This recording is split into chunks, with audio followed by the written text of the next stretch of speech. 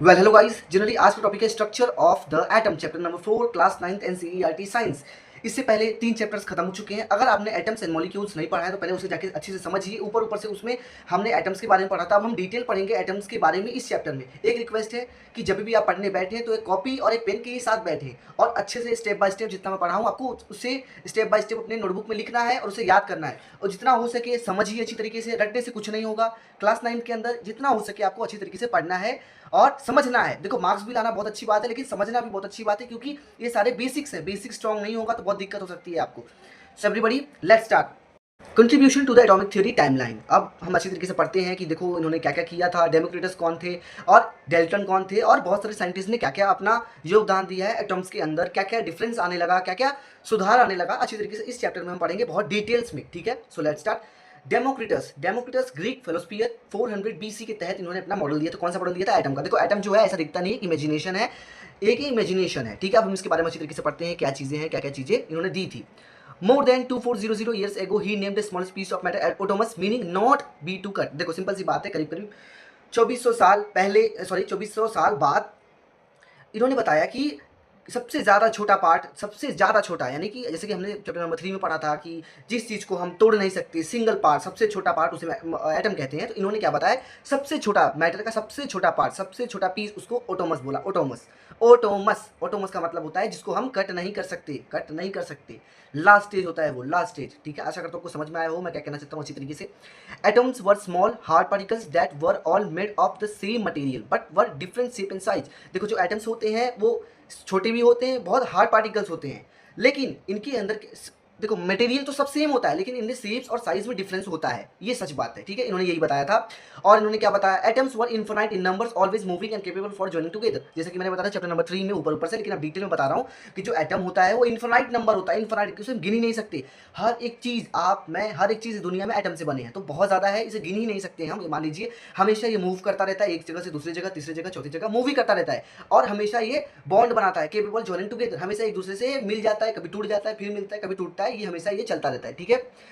आशा करता हूँ आपको डेमोक्रिटस के बारे में अच्छे से पता, डेमोक्रिटस ने क्या क्या दिया था अपने मॉडल में, प्रपोज्ड मॉडल ऑफ एटम, उन्होंने क्या क्या दिया, यही सब दिया अच्छी तरीके से। यही इंट्रोडक्शन था। अब हम पढ़ते हैं डेल्टन्स एटॉमिक थ्योरी क्या है।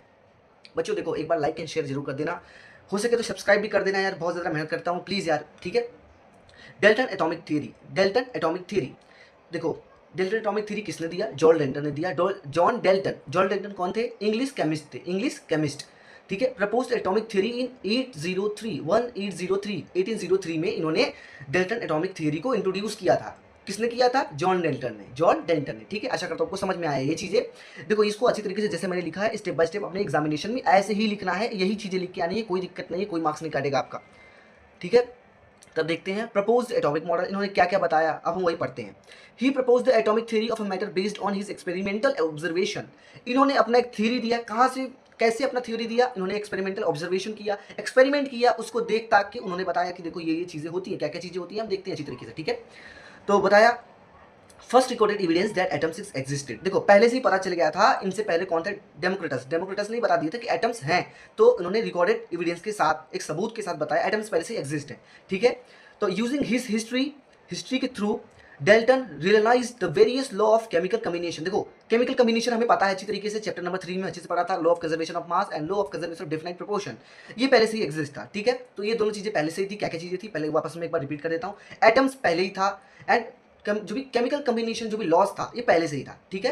तो इसी के थ्रू इन्होंने अपना सबूत दिया, क्या दिया आगे देखते हैं अच्छी तरीके से हम, ठीक है।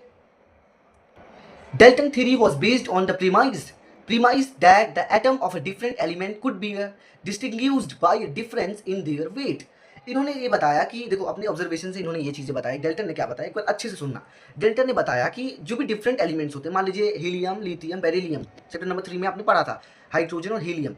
तो देखो डिफरेंट डिफरेंट एलिमेंट्स हैं, तो इनके डिफरेंट डिफरेंट वेट होगा, जो भी इनके एटम्स का वेट होगा वो डिफरेंट डिफरेंट होगा। इन्होंने यही ऑब्जर्वेशन से बताया, बस डिफरेंट डिफरेंट एलिमेंट्स का डिफरेंट डिफरेंट वेट होगा, बस इन्होंने यही बताया। अब हम लिमिटेशंस पढ़ते हैं, क्या था लिमिटेशंस। देखो लिमिटेशन का मतलब होता है क्या ये नहीं कर पाए या क्या नहीं बता पाए, ठीक है। तो देखते हैं क्या इन्होंने नहीं बता पाया।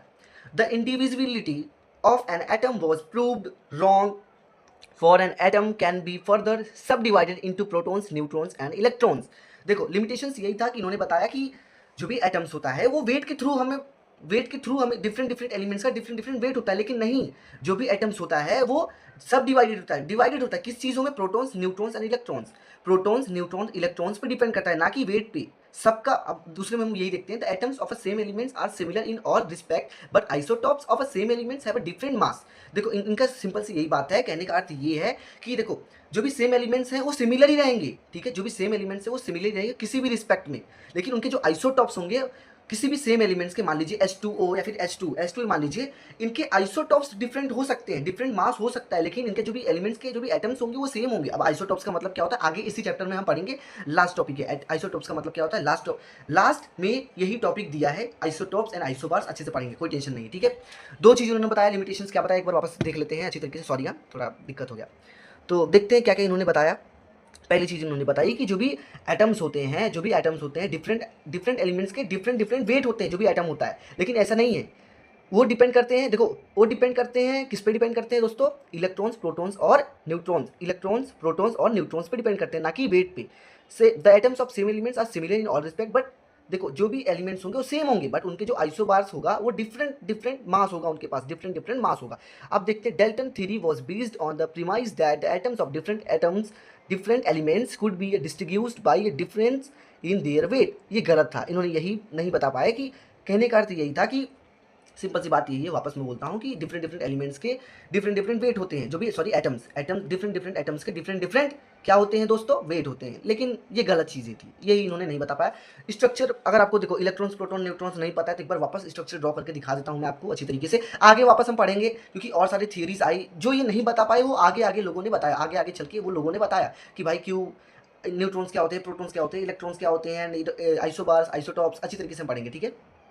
तो स्ट्रक्चर ऑफ एन एटम एक इमेजिनरी पार्ट है, ये असली में ऐसे नहीं दिखता है, ना ही गोल दिखता है, ना ही कुछ, ये एक इमेजिनेशन है, इमेजिनेशन, ठीक है, इमेजिनेशन समझ रहे हो ना आप।